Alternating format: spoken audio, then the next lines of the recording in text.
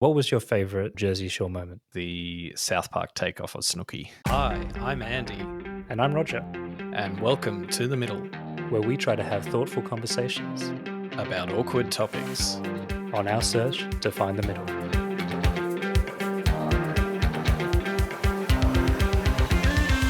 That's fatphobic. I don't feel war. I just order halfway to Siwa. A few moments ago, Buckingham Palace announced the death of Her Majesty Queen Elizabeth II. I act as if God exists. Put your masks on. How dare you! You have stolen my dreams, my childhood, with your empty words. Hey Andy, how you doing? Yeah, good, Roger. How are you? Yeah, I'm not too bad. I had a bit of a experience on the road today that I wouldn't mind sharing with you. Okay, tell me about what happened. So I was going in the car, and I was traveling in the left lane, right? So it was a 2-lane road, and I was traveling in the left lane, and I was going the speed limit, which was 60 kilometers an hour. And I'll kind of look in my rearview mirror, and you can feel the presence of this huge black SUV behind me, like really, riding my ass, right? I'm going the speed limit, right, for the slow lane. He can overtake if he wants me. He's like riding my ass in there. So, I'm trying to mind my own business and I don't usually pay too much attention to that, right? I'm not an overly aggressive driver. And I'm also listening to an audiobook, feminist audiobook at the time. So, my mind's like in Zen. Try not to be too toxic. Anyway, but it keeps on happening. And I can tell that he's being quite aggressive. He's right on my ass and he's kind of like, so I think to myself, I just can't help myself. I have to do something. And so essentially I brake check him, right? But I do I have a way of doing it where the car doesn't slow down, where I actually just feather the brake. I don't take my foot off the accelerator just so that the lights show up. So I do this, and then obviously he freaks out and he kind of steps back for a second. And then the next thing I know, he's pulled up beside me and he's now in the fast lane, in the right lane, but traveling my speed limit to try to get my my attention. And I look over, he's in the car and he's like yelling, and you can tell he's just like so pissed off. He's enraged. And his poor kind of son that he's obviously picked up from school is sitting in the passenger seat, and he's having to yell past him to try to get my attention. And then I just kind of look him in the eye and just keep on going about my day. And the poor son has to deal with this awkwardness. And it got me thinking about the ethics of this situation. And I wanted to kind of ask you, have you ever been in a similar situation where you've had to brake check someone or deal with someone who's tailgating you? So just for our listeners, brake checking is where you basically have someone tailgating you, and then you make your brake lights go on because you either tap the brakes really briefly or whatever, so that it becomes crystal clear that they're too close to you, and that in the light of potentially having to brake suddenly, they're too close to you, and it's a bit of a reminder to the car that's tailgating you to fuck off. I definitely have had, like, and it drives me nuts when you get people like tailgating you, especially like people who will like tailgate you even though you have a car in front of you that you can't miraculously, jump over or go faster, like, because you've got the car. Like, and it's almost like when they're tailgating you, either that they're so stupid that they don't realize that there's a car in front of you, or they expect you to tailgate the car in front of you. And maybe in some situations you can kind of, like, if someone's going like 40 in a 70 zone or something like that, then you can kind of, let's all kind of keep things moving or put some pressure on the slow coach. But usually the situations that annoy me is when you've got like an L plater or something that's actually going the speed limit. You can't possibly tailgate them and expect them to go faster than the speed limit. Yeah. And then you've got some arsehole behind you. So yeah, I've had the situation. I don't tend to brake check because I think it's like borderline, well, dangerous, I guess. But it kind of escalates things a little bit, doesn't it? I don't mind the escalation, but like, in some ways, like, I think we kind of all enjoy a little bit of like righteous conflict in those street justice settings. Yeah, but I think it's just the I have done it. I've done it before, but yeah, I probably try and keep myself to my best behavior where I'm got my wits about me. Yeah, and then like as I was reflecting on it afterwards, I realized I had I was in the car by myself, and it is actually quite a strange experience, like listening to a feminist audiobook while road rage is occurring. But I had my kids' seats, the car seats in the back, clearly visible from the back, and still this guy was tailgating me, right? And what kind of example is he showing to his son when he's totally lost control and now is yelling across him in a closed kind of SUV trying to communicate with me, right? Like I think the whole thing is so ridiculous. And he's in such a rush to to get past me, but yet he's now traveling my speed limit to try to get my attention. It's just, the whole thing is just a little bit of a microcosm of what's going on in society and what happens when people act in a way where they don't think there are consequences for their actions, right? This guy would never do that to me if he was just standing behind me and like, ride my ass in a line and then get up in my face or have a fight or come up to fight me with his son there, right? He's just doing it because he's in a car and he thinks he's untouchable. And that's really what happens online, right? All the time. We've spoken about that when there's no accountability for or consequences, perceived consequences for your action. People act crazy. It's probably our human selves in our most natural state, where we don't have any like, and actually like that does, I think, shed like a fair amount of insight into just how powerful culture is. Because I mean, imagine you're like getting into a lift at work or something and you accidentally like bump into someone. You turn on the charm. Oh, I'm so sorry. I'm so sorry for accidentally touching you. How might I ever repay you? And then the moment like, yeah, like on the, you get out of that lift and get into the car, it's like we all suddenly become like just these animals. Like it's pretty incredible. I haven't told you the crucial detail. Which race do you think the driver was? All races have their shitty drivers. Sorry to interrupt the podcast. Andy and I have really enjoyed doing this, and while we don't want your money or anything like that, it's been great to see the number of our listeners grow since we kicked things off last year. The best way for us to reach more people is word of mouth, so if you'd like to support us, then we'd be really grateful if you could share it to a friend or someone that you think might enjoy the podcast. We know there's a conversation for everyone, so please pick an episode that you think that they'd like and share away. That ends our shameless plug, and we'll return you now back to the episode. So last week we had our aging episode, and I saw the other week there's this new festival in America that was announced, right? Called Power Trip. And like it's a pretty impressive sort of lineup, right? So this is like where the Coachella, except this time like with kind of heavy rock bands, right? You have Guns N' Roses, Iron Maiden, AC/DC, Ozzy Osbourne, Metallica, Tool, all at the one festival, right? So it got me thinking, right? So all of those bands, if you look at those bands on the stage, you go, oh, they're all getting a bit old, right? More than a bit. And it dawned on me, imagine it through their eyes, right? Imagine what they see. So we look at them and we think they're all getting old. But imagine them from up on the stage, right? They're used to seeing like all these young people, young, attractive, young men and women. And every year they've just gotten a little bit more ugly, a little bit fatter, a little bit more bald, a little bit less enthusiastic in the mosh pit. You mean they're not showing the women aren't taking their tops off anymore? Well, they are, but they can't see the below the stage line. They're too saggy, right? Yeah, so like I actually wonder, like, because the old trope is that like all these bands, like they're all aging rock stars, but like they must be looking at the fans and going, what happened to our like all our young fans? Now we've got like people with walker frames and stuff. Yeah, I mean there has to be a little bit of that though, doesn't there? It's like kind of the old trope about as you grow older as a man, you can't still kind of be attracted to what you were attracted to when you were 15 years old, right?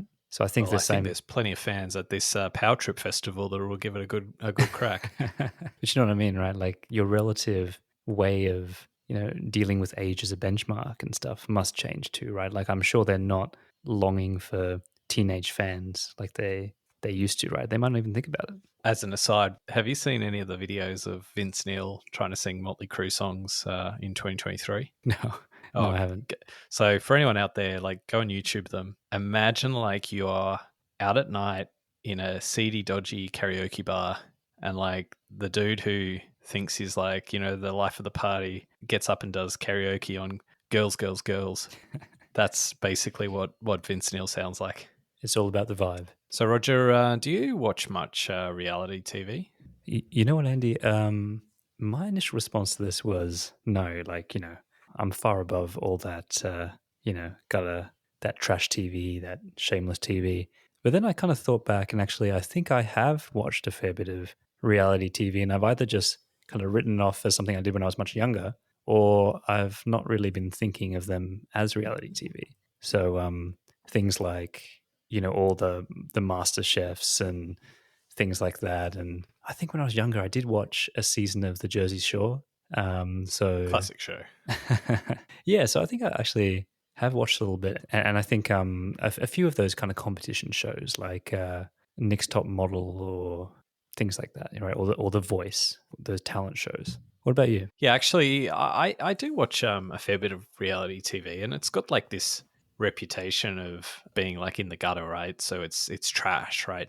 But I actually think there's some genuine quality in reality TV that people don't give it credit for. So I sort of feel like reality TV sort of starts with, you know, one of the big reality TV shows, you know, which was Survivor back in, I think, like the year 2000, right? That was what I think kicked off, you know, massive investments in reality TV by TV networks. That definitely isn't the first reality TV show, but I think it was probably the first reality TV show that you know, really hit the big time and kind of, you know, attracted like a whole nation, you know, in America and then in, you know, in certainly countries like Australia too. So yeah, so that was like what, 23 years ago. There's a lot of trash though, right? Yeah, Or maybe yeah, yeah. maybe trash. I think that when people think of it as trash, it's more maybe the exploitative nature of some of it, right? Well, so when you said there's a lot of trash out there, I'm thinking B grade reality TV shows that don't really tell a story, don't have, you know, redeeming characters, or there's nothing in it that to Yeah. take away with it of any substance. But there are some reality TV shows like to go on Survivor. So like I really enjoy Survivor. I've watched every single season of Wow, that show. really? Yeah, and there's like 43 seasons of Survivor US. Like, of course, I watch Australian Survivor, which, just for the record, is better than US Survivor. And then there's like international seasons. So I've watched the 43 US seasons plus the international seasons as well. So like, Andy, you've watched 43 seasons of Survivor? oh hell yeah, it's great. No, but see, like, just to defend Survivor, right? Survivor is like a show where they do bring out like the people in the show, so you can see all of their kind of, you know, it's actually not about surviving. It's actually them navigating like the social environment, the cutthroat nature of it, slitting the throat of their best friends, like all this sort of stuff. You see stuff in that show that you can't see anywhere else on TV. And they do spend a lot of time through the editing of these shows to really build up the storylines. So it's not that they like manipulate the show, it's that they actually invest time like building up, you know, showing you what you need to see to tell a story. So it's kind of like storytelling from like a palette of colors that, you know, the contestants actually give to them, but the producers have to put it all together.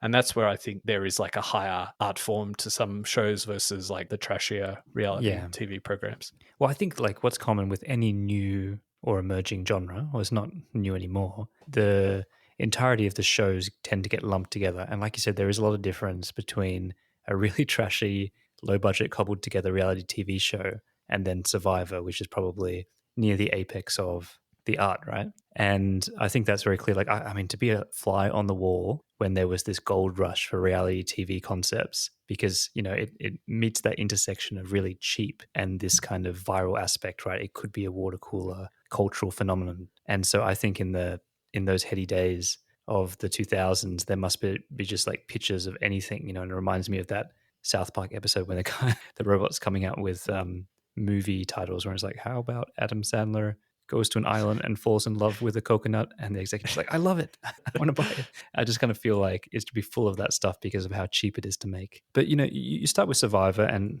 I can understand that now that you've like watched every season. But my kind of genesis of reality TV probably is more Big Brother, because I think to me that's a purer form of what's very mystifying about reality TV. It's like that social experiment of like, there's nothing special about these people. We're literally going to trap them in a house, and we're going to try to get authentic interactions from them. And at the start, it was very much like that. And I think as time went on, you know, it became more and more produced. They provoked more and more for certain dramatic responses and confrontation and things. But I think at the very start, and the purity of the concept of humans interacting is interesting enough, right? And actually, and this idea of you go into the Big Brother house and then you emerge a celebrity, right? That's a very new thing. You know, these people had careers that left the show and were like loved or hated. They were like heroes and villains that bled into the real world. And especially, I think, like maybe in the UK, where they have a big tabloid scene, it took a life of its own, right? And it really did change the culture. I think you had like people in Parliament talking about Big Brother and the characters on there and different scandals and cultural aspects, class wars playing out there. And to me, that resonates as one of the starting of that genre. Look, of course, there are different formulations of the genre. Like, so to think of a show like Gogglebox, which is where you just essentially have people on a couch watching TV and commenting on what they're watching, right? So it's pretty benign and uncompetitive, but like you get a good cast and, you know, they say funny things and it taps into that part of you that, you know, it's like you're watching TV with your mates on the couch. Like that's kind of the feeling that you get from it. But some shows it's like sport of a different kind, you know, so you have this dynamic where you start rooting for like a team or like, so in like The Amazing Race, like that, you know, where it's like a competition where people go around the world and do all sorts of crazy stuff, tasks and the like, and you know, you start to root for like a certain team, and like that's what's so like good about Survivor, because you do like very much like become invested in wanting like one or a handful of players to win. Like you really want like a player to win, and the beauty of the nature of the genre is the editing of the show can lead you down that pathway, so the producers can edit like to have likable winners. And you know, in some ways that's a fiction, but it's real. Like it is still real. Like you're seeing real people do real things, and you know, you have likable winners, and every now and then you'll have an unlikable winner, and that'll be a pain in the, you know, put a sour taste after the experience. Yeah, I see what you mean, and I've always been interested with the producing of it, right? Because that's always the thing that gets thrown back in their face, that, you know, the producers manipulate things to get a certain outcome, to cause confrontation or confrontainment, so entertainment-based confrontation, to essentially sell the drama of the show, right? And I think that, you know, I'm getting, even from making this podcast, I understand more now about editing and how it can fundamentally change the tone, the messaging of a conversation. Imagine what they can do in a reality TV show. They could spin it any which way, right? So I think it's like, to me, I'm always a little bit dubious about the producing aspect of it, right? Absolutely. And like, I think for every 100 hours, there's like 20 minutes that makes the cut, right? So the capacity to choose the 20 minutes that's going to tell that right story is incredibly wide. Like there's a very wide berth for the producers to do that. And there's absolutely no doubt that they do that on probably every single reality TV show, even the ones that the purists would stick up for.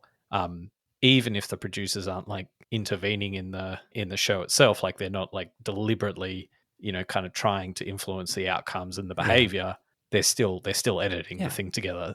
It's a business, right? And I think that's where I have a little bit of trouble with the genre, because I get entertainment and I get that, but if you're liking it because it's real, I don't think it is, right? Like I don't think, and I think that's the part, like, you call a spade, you know, these are network executives that are trying to get ratings and viewership to be a successful program. And so they're going to do what it takes to be successful. And that's cool, as long as you don't trick the audience into thinking it's real, or you like it because it's real. Now, I start off by saying like a little bit of, I don't know, maybe not snooty. What is the word I'm looking for? This kind of thing around like, oh, a lot of people feel that they're above reality TV. And I do struggle with this sometimes, right? Because I know that you've held up Survivor as a really great example of what reality TV could be with good plot lining and editing and all these kind of things, right? But if I said to you, you know, like, you should go and watch the 50 seasons of Big Brother, like, what would you say? The Survivor snob in me will say very, very strongly that Survivor is absolutely more superior to Big Brother. So that's a categorical flaw in the premise of your question. But you know what I mean, right? Yeah. No. Look, I totally get that. Like, these shows aren't for everyone. Probably the biggest difference between Survivor and Big Brother, like, not to get into the nuances of like all of this stuff, but it is the competitive nature of Survivor. So the reason it's different is because you're not just watching people on an island eating coconuts and stuff like that. Right? I mean, to be you know, fair to the audience, they do eat coconuts, though, right? They do. You do get to see that, but that's not like why you watch it, right? Like they could have it in a car park for all it matters, right? That the show's all about people interacting, the competitive nature of it. So if you don't know who's won, right? So you don't know who the winner is, you can go back and watch like the early seasons, and they're every bit as enjoyable. like for you not knowing who the winner is as they would have been back in the day. And I can totally understand that, Andy, but I guess what I'm asking for you is back to Big Brother, right? How do you rationalize that? Because at the end of the day, it has been hugely popular. And there are people that have watched all the seasons. And, you know, I think in the UK, the first season of the winner was like when the winner came out at the end of the season and they asked him, oh, who do you think voted for you? How many people do you think voted for you? And he's like, oh, you know, I got about 30 friends. So probably about, 30 of those people voted for me. And it's like, no, Billy or whatever his name was, 3.5 million people paid to vote for you. 3.5 million people cared enough to actually ring the number on the screen and vote this guy as the winner of the first season, right? And it's been a huge success. And I can't rationalize that, you know, when I said that, you know, doesn't mean that I'm stuck up because I am not willing to entertain Big Brother. It's like there's millions of people. Are they all just been duped, or am I missing out? And I can't meet in the middle of that. I would not go back and watch the 50 seasons of Big Brother, right? Or whatever. I don't know how many there are. I would not do that. It doesn't interest me. But I mean, you had a comment before where you said it's not real and all of that. And so at one level, like I agree with that. But on another level, I think there's like a little bit of an asterisk, like a caveat to that, because some of it is real, right? So some of the stuff, like the whole premise of it is that you can't make this shit up, right? That the stuff that happens, the stuff that you see, no one could write. You couldn't plan it, and those things do happen in these shows, and that's like the gold, right? So now in Survivor, it might be someone with some like an amazing strategy to win the game. In Married at First Sight, it might be some absolute misogynist that rolls everyone up the wrong way, and it's just like this is like that person is saying those words. You know, you cannot like deny it. Like it is true that person said those words that causes like, you know. So you see those moments, and whatever the show is, the fact that it is real in that little microcosm of a moment is what makes it better than fiction. Well, that's why people love sports, right? Because it is real life drama that you cannot predict, you cannot control, and there's that wildness to it, right? You don't know what's going to happen. I get that. But at the same time, I mean, at the end of the day, we've always been judged as people, and when it comes to the media that we consume, right? Whether you're someone who reads trashy books versus academic papers or whatever, or, you know, Pulitzer Prize winning novels, right? And I think that sometimes it does, you know, reality TV does have a real uphill battle, right? Because it works off some basic exploits of human behavior and the way that we crave drama and conflict and like to judge people and all these other things that it has been designed in a lab or a boardroom to kind of captivate people. And that's why so many people, even when they do admit to watching a lot of reality TV, they do say it's a guilty pleasure, and they're very aware that they like it for that reason. Yeah, I totally agree with that. So another show that I watch, I don't know if you watch Married at First Sight, but no, I've totally missed that. I think that kind of coincided with family stuff, and I just had no time to watch it. So that's probably not a bad thing. Just I've totally missed it. Like I've totally missed that wave. So for anyone not in Australia, Married at First Sight is this deplorable show where a bunch of producers basically pair these people together and put them in like, so the idea, it's like you find love, you know, you find the, you know, your relationships haven't worked in the past. So we're going to get these experts to pair you with, you know, your perfect match. Like we're going to do this scientific approach to matching you or whatever. And we're going to maybe do something a little bit different to what you normally go for because, you know, what you've been doing hasn't worked. So we're going to find something a bit different. Anyway, so they pair these people up and then put them in the worst possible environment for them to succeed. It's like, it's just made for drama. Like, so they have these dinner parties and they get these personalities that like conflict with one another. And then, you know, even the pairings, you go, are they really suggesting that this person is the right person for this other person? Or are you not just putting this person with that person because you know that they're going to explode? Like even down to the fact that they put people together who clearly cannot work because like they've got kids and they live in different cities and their lives are entrenched, like, and it can never work because they don't live in the same location, like even down to that stuff. Anyway, so the thing that I love about that show is it started out really innocent. It started out as a genuine kind of, wouldn't it be interesting if we did arranged marriages and stuff, like, and see if it actually works, right? And they did that for like a couple of seasons, and it was actually a genuine kind of attempt to see if they could make this kind of thing work.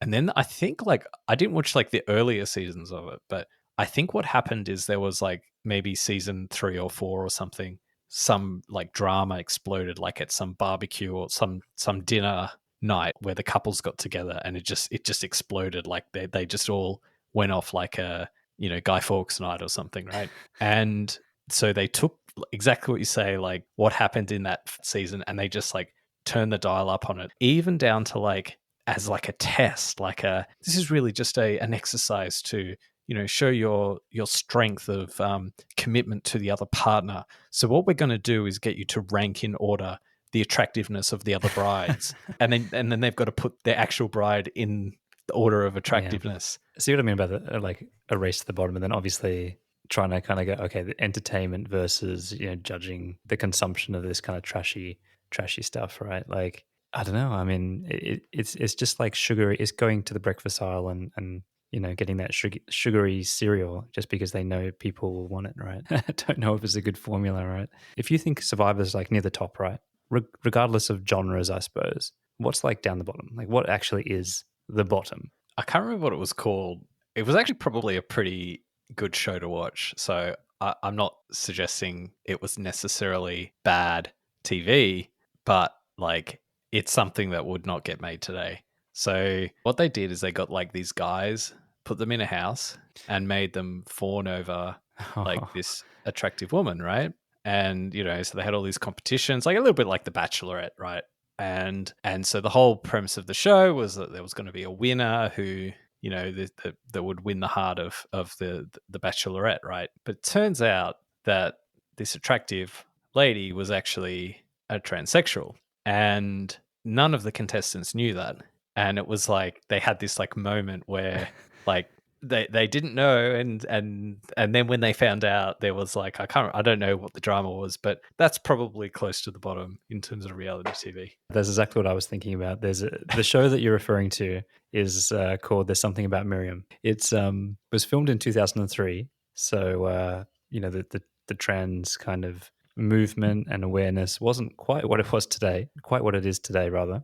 But yes, I've just pulled up a picture of Miriam because what is the first thing that comes to mind is like, okay, what if you were one of those guys on this show? How would you like, would you be able to tell and all this kind of stuff, right? So I'm just actually looking at a photo right now, and I can honestly say it, you wouldn't be able to tell. And I was actually listening to it was produced by a company that actually had a very big LGBT IQ plus focus, right? And they did a lot of these shows that had that angle, right? So it actually came from within that culture, but has obviously been horribly received, hasn't stood up very well in modern times. But yeah, that's the word deplorable comes to mind. But it did, I mean, listening to him, the producer, speak about it, he did raise some kind of good points as well, right? That it was a very different time for trans people. And also this idea of consent, right? Because later the show did get sued by the guys, right? Saying that, you know, there was mental trauma and all this kind of stuff. And they said, well, like, what is the consent? What is the responsibility for consent before you talk about these things nowadays, right? Because they were saying, well, all they, like the most anyone ever did was kind of kiss Miriam, right? Do you have to, like, that's not physical intimacy in that way, right? Like at what point do you need to disclose that you are, you know, pre-op and that you're working with some gear? What do you think? Yeah, what's the rule of the street? What does Street Andy say? Is it a kiss? Is it a bit further? I'm pretty sure these contestants signed like some 50-page legal disclaimer that was in like 5-point font that none of them read, and it had in there that the woman on this show was not born a male. Sorry, was not born. You're so confused. You're like these contestants. Yeah. Purposely dodging the question of my consent timing, but I'll allow it. All right. The time is not right to answer that question. The timing's not right. This leads on to probably a good little mental exercise of, out of all the different reality TV shows and formats that you've seen, like, which ones would you actually do, right? And obviously I'm allowing us to change the particulars of our life and kind of family stuff like that. But where would you go? Like, which ones would you say tick, tick, tick, no, absolutely not, maybe have to look at what Miriam looks like? Well, I guess there's like, maybe, like, I'll answer your question, but maybe just as a broader point, like a lot of the people attracted to do reality TV, like they all report that it's like a life-changing experience, right? So even and like inside, look, sorry, we should get to like where it goes wrong in a moment, but nonetheless, it's like it's a pretty exciting thing, right? To be on one of these shows, like the environment, it's once in a lifetime. Like if you're on Big Brother, for example, like you would you would just have this experience that would probably not be replicated in any other setting in life, right? And same for many other reality TV shows. Then you have like some of the ones where they are a bit more like you have to like go through some tough experiences. So one might be like Married at First Sight, for example, where it's probably not tough in a physical sense, but it's tough in a emotional sense, or at least you're putting yourself out there and you're at risk of a really bad edit. Then you have like shows like, we've talked a lot about Survivor, which, I would definitely want to go on that just as a life experience, but nonetheless, it's like it would be pretty tough. And then you have other ones like thinking about like even back down to, kind of The Biggest Loser, where you get people in a house and they have to lose weight and all this. Like those kind of shows are I always also hate how they put The Biggest Loser on during dinner time. So inevitably you end up watching like these really overweight people try to lose weight while you're eating your dinner. It's just, it seems very cruel. Yeah, I mean, like, so for anyone, any producer, reality TV producer listening out there, hit me up because I'm pretty easily sold. But yeah, how about you, Roger?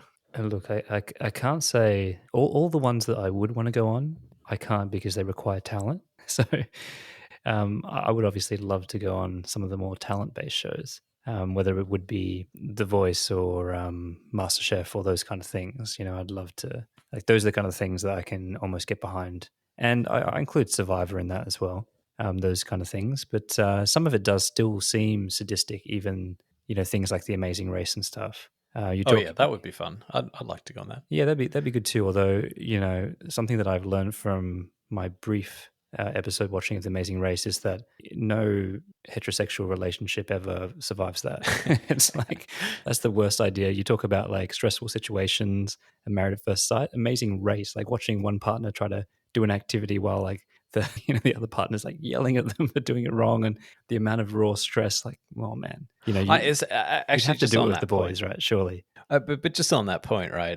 At what point, like these shows do get pretty good at like getting people to get into their natural state. Like we were talking earlier about people in cars kind of suddenly, not caring about how they behave. I don't know. Like if you've got a camera in your face, like how can you not think about like how am I going to be perceived if I'm yelling at my partner, right? Yeah, I saw this really ugly footage of this one couple in like the American version of The Amazing Race, and the guy was just like borderline, like he was abusive actually. Like the stuff he was, it wasn't just like that kind of frustrated whinging or nagging or whatever. It was like it was actually abuse. Like it was spousal abuse actually. Sorry, can you edit that laugh out, please? I was actually more remembering a time where I'm not sure if it was, highly unlikely that it's the same footage, but it was one where they had to there was all these hay bales, and they had to they had a pitchfork. That's all they had, and they had to choose which hay bales to kind of break down and try to find this package in the middle. And the same thing was happening. The poor, like the woman was there, and she was, not very strong, physically strong, and the man was just going ape shit at her, just going like, no. And we're just like seeing this relationship like literally burn down. And just, you play to your strengths in a relationship, right? You're not like tested in every aspect or kind of probed and prodded. Like who can stand up to all that? It's crazy. Like to kind of double back to the question though, like I just don't think that you got to be a special type of person to want to, I mean, you've framed it in a very optimistic light in terms of the contestants that want to go on because they're looking for a uniqueness of experience. I think that depending on the show, obviously, but the type of people that it attracts definitely have a potentially an unhealthy relationship with fame, and their lust for it and what they want for their life. And I mean, it's logical for them to feel like that. There are people that have gone through institutions and shows, reality TV shows, and come out the other end famous. So it's not totally unfounded, but I think that does attract this kind of modern idea of famous for being famous, right? So I think it's probably worth bringing in that like the casting of these shows. Like we talked before around like producers' role and like the editing of shows and how that's kind of how that's like one dial that the producers have on these shows. But the other key lever is casting, right? So one, maybe the old school way of casting was genuinely you put out a casting call to fans and you get, people to, do funny videos, submit them, and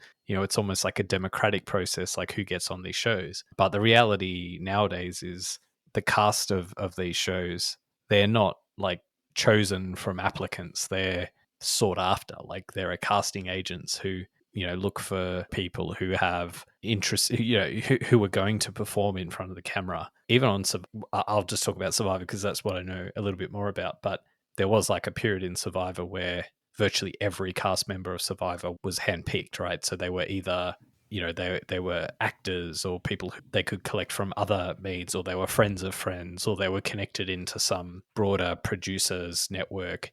I think they've moved away from that now, and it's a bit more natural. Like, but certainly for a period in its history, it was a lot of that. And then like you look at like MAFS, which is like another Married at First Sight, that is the people they find, like they're all kind of social media influencers, and these are people who are courting attention and exposure, and so the producers go for those people because they know that they're more likely to do stupid shit and cause drama on the show. So and then equally you get this even bizarre situation where they play up to it. So they actually, not only are they more sort of camera photogenic or whatever, but they're actually deliberately courting the attention because they want to have camera time, and they know that the way to get camera time is to behave in a certain way, and that you see happening on these shows. So it's sort of like this observer effect, that's probably emerged since social media came on the scene. Yeah, I'm actually, Andy, regretting not using this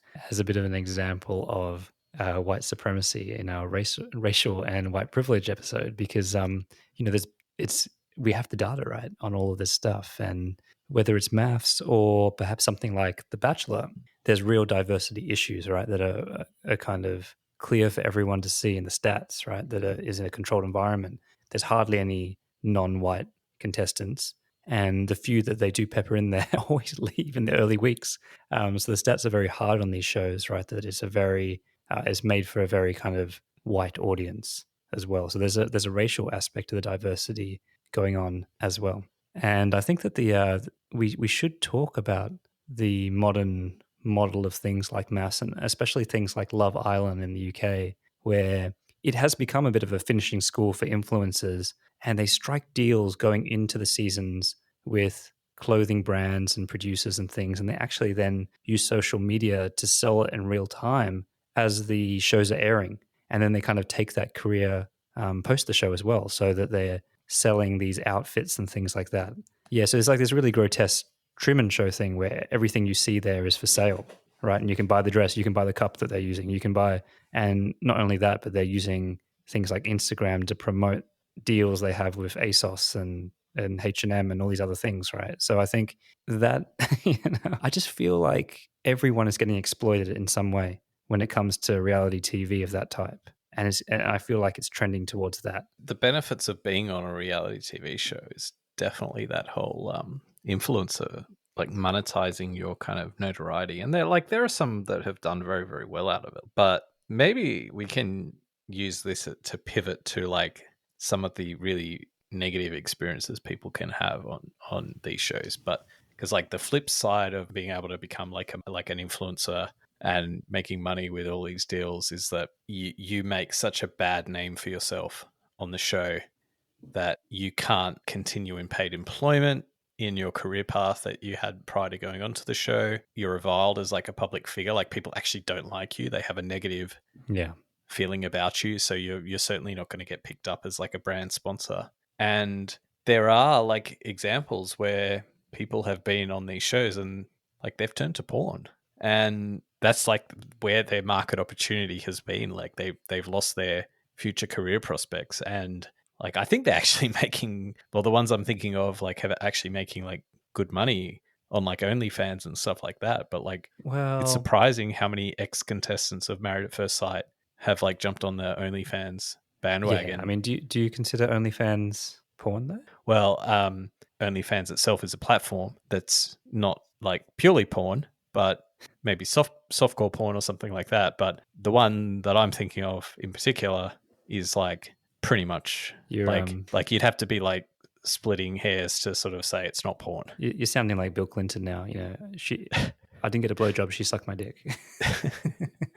But like there's other I think the naivety of people on these shows, if they think they're going to get a good edit, right, they'll assume that, and you can kind of see it, especially like watching a show like Married at First Sight. You can see people kind of trying to get a good edit, like they're trying to say the right, and this is where the whole thing ceases to become reality TV, because you can actually see the contestants saying things which are totally geared to give them a good edit, but it never goes that way. They always the producers always see it for what it is, and then like just tweak it in this other way. Like, and then equally you'll see these other like fights that happen between the cast, and they don't kind of make sense. You know, they're sort of, there must be something more to this. Like, there's something that we're not seeing to explain this. And the other one they'll do is they'll try and portray someone as a really sympathetic figure because it makes sense up until a certain point, to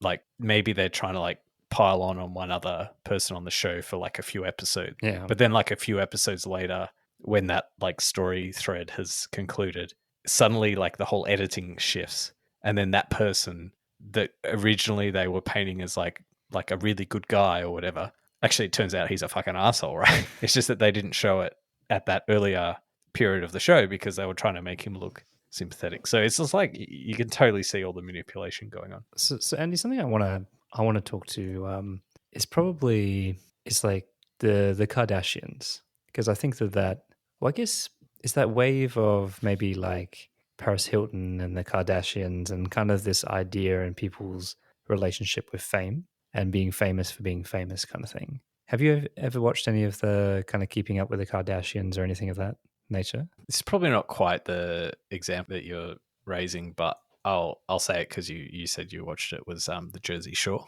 Yeah, the Jersey Shore probably did more. Was a single thing that did more damage to like Italian American relations. I can't think of anything that did more damage. But for me, the Jersey Shore was like a bit of a breakthrough moment, because it wasn't. It was just kind of like all the rules that I thought applied to these kind of things were just thrown out the window. It's like on Big Brother, right? Like there's this undertone of, oh yeah, I mean they all sleep in one room, they can have sex whenever they want, but they don't. And they don't like really show that. But here, the Jersey Shore is literally like spring break. It's like they go out every night trying to pick up chicks, and they're drinking, they're kind of acting kind of crass like all the time, and that is the show. It's like literally watching the guys try to pick up chicks at the club every night. Like, and it's filthy, it's raucous, but it's real and entertaining. Like there are fights on, like actual fights on there with the public and stuff. Like I still remember some of those fights, right? Like, and they're real fights, like drunken fights and stuff, like in the street. And I think it's just like that race to the bottom. It's like this is what people want to see. They want to see this kind of confrontation and drama and like just getting drunk and trying to have sex and like all this horrible part of like a very small cross section of society doing it for probably a restricted amount of time in their life. And yeah. How much of that show and other shows like that do you think is just portraying like an existence that like we all want to have but can't, because either like we've missed the window of time, or we don't, like we've got jobs, and you know, like I don't think it is. I think it's like that voyeurism thing, right? It's kind of, you know, you want to see the craziest shit possible, but you want to see it through a glass pane. You don't want to be in the room. You don't want to be exposed to the filth and the grime and the violence, and you're just curious to see someone else do it, right? And I think that's mainly what it is. I don't think that many people are like, oh man, I wish I could be there with them. I think, you know, it's like not a good situation, but you still, it's like watching a car crash, right? When I watched that show, I would have been younger than, I think anyway, than the people on the show, right? So they were like older than me and still kind of living this life that I felt at the time I watched it had sort of escaped me, right? Slipped by. But the reason it slipped by wasn't due to age. It was due to like, there's no way that you would have a setting where you can spend like 3 months living on the party scene and just having all the money that you need to do whatever you want, right? And taking a shitload of steroids as well. And the biceps of the situation. We got a situation. It was it's just like that grotesque carnival mirror as well, right? Like I'm not saying, and that's not me saying it's not real. Like I actually do. There are people kind of like that, and that's what their weekend looks like. But it's not. I think it's just again, it's like, why are you being excited and stimulated by this stuff? And is that the right thing, right? Like, is all entertainment good entertainment? Just because you can't look away doesn't mean it's worth watching, right? And I kind of had that feeling when I was watching Jersey Shore, and I was much younger, and I had actually it was an entertaining show, but for that reason that it was just like we're giving the people what they want, even though we know it's not good for them, right? You can have all the sugar and the salt that you want in your food and the fat. We'll just give it to you. Back to a comment you made earlier around, it's like this guilty pleasure that people have. Because I must admit, like, I don't know how our listeners would react to the notion that I'm such like a reality TV fan, right? I don't know how I'm reacting to it, Andy.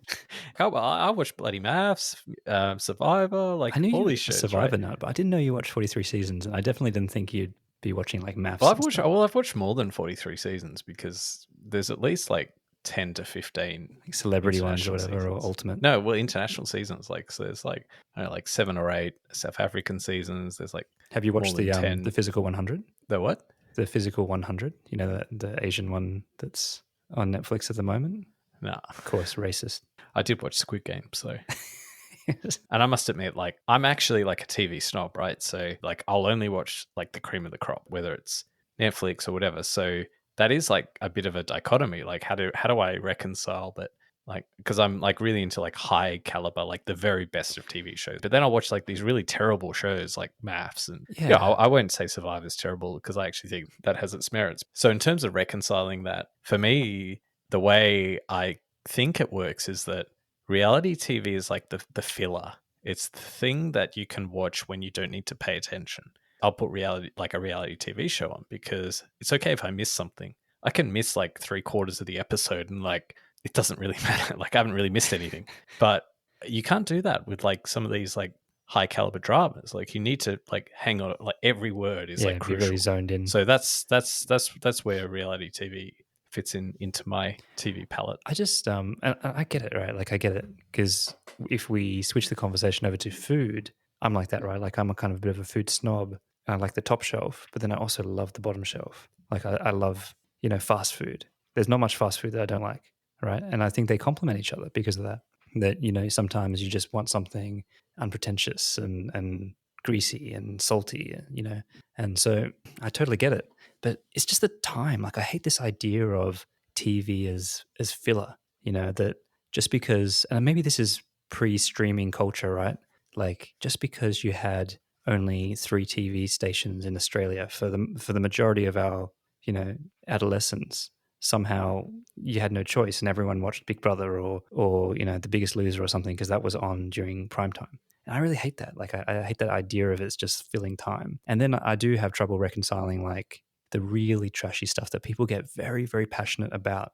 And I kind of put Big Brother into that category, like, like adoring fans and calling in, all this kind of stuff. Like I do struggle with feelings of like judgment around that cohort.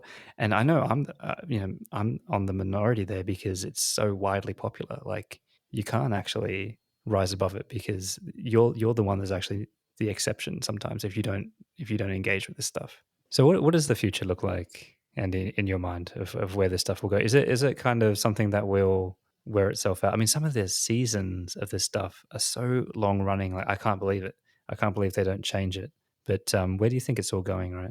Yeah, I don't think it will end because I think this is like the perfect marriage of like social media and the need for networks or like incumbent media to produce cheap content that resonates with the new generation that's going to be like all over this kind of stuff. I mean, isn't YouTube like the ultimate reality TV in some ways? For me, right, I think in the early days it was this race for trying to be authentic, right? Like and trying to be raw.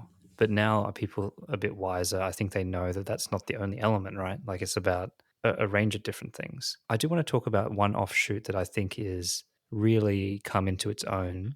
And you mentioned YouTube, especially on YouTube, and that's vlogs, right? Because vlogs is this weird thing around like, why would anyone be interested in my day? But there's an art to it, right? Like, obviously, if you lead an interesting life, that helps and things like that. But there are some very successful vloggers that literally just show a day in the life and they edit it tastefully. It becomes like a piece of almost cinematic, quality. And they have huge followings and that, that's their career. Like, what do you think about that in terms of reality TV? Does that qualify for you? Yeah, well, that is reality TV. I mean, only it's not on the old television. It's on the YouTube. So I guess the principle's the same. It's like that authentic. Are we all voyeurs at heart? Look, the biggest difference between YouTube sort of reality TV, if you like, and traditional media driven reality TV is that, as you said, like some of the traditional media, when they come up with these shows, there's people around a boardroom strategizing, how can we maximize the drama? What are the different things we can do to make this kind of look a certain way? And it's sort of planned, right? And traditional media is like the equivalent of the Politburo of the Socialist Republic of, insert pariah state here, coming up with its like 5-year plan, right? And what's really different about YouTube is it's completely different. It's decentralized. You have emergent channels, emergent YouTubers, content creators that basically are successful for no other reason that they've just happened to, by serendipity, landed on like the successful formula that people, for whatever reason, really enjoy. Like, I mean, like the Ryan's Toy Review unboxing videos. Like, who could possibly plan that as like this really successful piece of performance art that, like, obviously kids love it, but how did we go like 50 years and no one in like the executive of one of the mainstream media networks like didn't come up with that idea? Like, how did that not happen? But it happened on YouTube because like it's all decentralized and this guy's successful because people watched it. And I think that's the difference. What was your favorite or most memorable Jersey Shore moment? I think my favorite moment of Jersey Shore was the South Park takeoff of Snooki. So you're not even going to credit them for an actual like moment on their show, of which they had like 1 billion seasons. It's all merged into like one kind of massive like pizza party now. I've got to say my favorite one. I've got 2 favorites. The first one was the legendary fight with Ronnie, the "Come at me, bro," when he got drunk and there was some guy on the street that was going. And to his credit, he really tried not to fight him, but then finally, it reached that point of no return where the guy was up for it. And he was like, "Come at me, bro," and it was like a proper fight out on the boardwalk. So there was that one, and the other one I must say, which was very, very shocking, was when Snooki got punched in the face by a guy at the bar. Do you remember that? Oh yeah, I do remember that. That was brutal, and that was real, right? Like that was just some random in one of the bars punched her right in the face at the bar. Full grown man and punching like a 4'2" Italian woman. Like, it was crazy. What do you think hurt more, the punch or the South Park episode? Definitely the South Park episode. There are some things that don't heal, and when South Park come after you, what do you do? You can't do anything. So what do I have to do to get you to watch a season of Survivor? Not much. I'll watch. If you pick the best season